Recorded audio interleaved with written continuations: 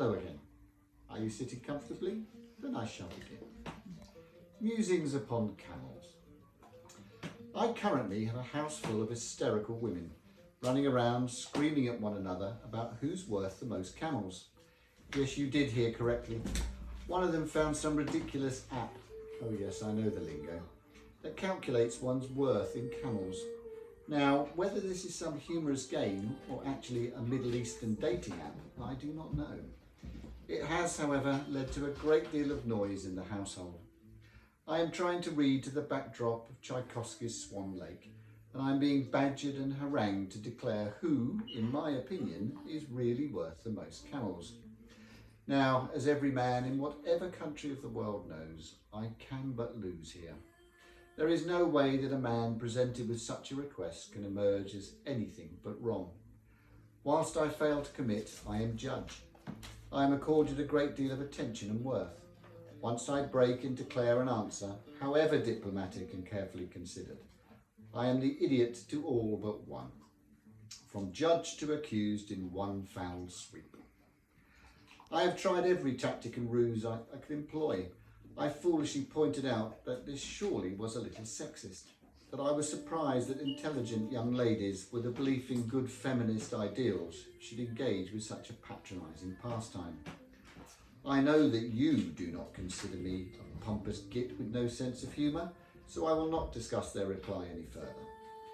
I tried to bring a little confusing intellect into the discussion, arguing perhaps that the app had not considered the worth of different types of camel. There are 3 extant species of camel, the dromedary, the Bactrian and the wild Bactrian. Maybe the number was dependent on the type.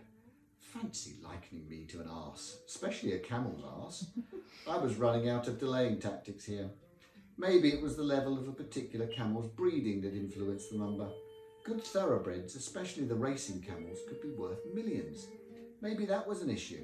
Well, from an arse to a spineless idiot, it seemed I had to decide. Emotions were really rising now. I appeared to have made this worse. I do not like making women's emotions rise. It is not conducive to one's health. Right, well, I knew I could leave she who governs, my little nest of vipers, in last place. She would understand that I was just trying to defuse the situation before it got too out of hand. Did she hell? Upon hearing that she was probably worth the suggested 98 camels, I was given a stare that froze me to my bones. A Paddington hard stare that said, "You just wait." Oh God, was there no way out of here? I didn't ask for this role. I don't want it. I just wanted to read my book. I feel mildly sick now. Blood pressure is rising. They will not care about bloody camels if I have a stroke. No, apparently they do, and sod my stroke. Suddenly, like an angel from above, a text from Patrick, the boyfriend, who had started this and was, until a moment ago, placed firmly in my bad books. Our saviour Patrick had found a second app. This second one had reversed Hannah and Sharka in camel worth. The first had them 105 to 111 camels, and now, to my undying delight, the second had them 67 to 54. A new argument started regarding the worth of each app, but luckily it subsided into an agreement to share first place. Oh, thank the Lord. A reprieve from death row. I even managed to smile as they now turned upon Patrick. Apparently it showed a level of sexism that they had long suspected but had hitherto not been so openly demonstrated. He'll learn. I picked up my book. I emitted a huge sigh of relief. Time to get back to Mr. Tchaikovsky. But I felt something was awry. I could feel heat.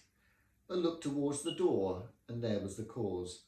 My little viper, it appeared, had not moved on so quickly. There would be consequences. A greater or fewer number of camels or not, she had the hump.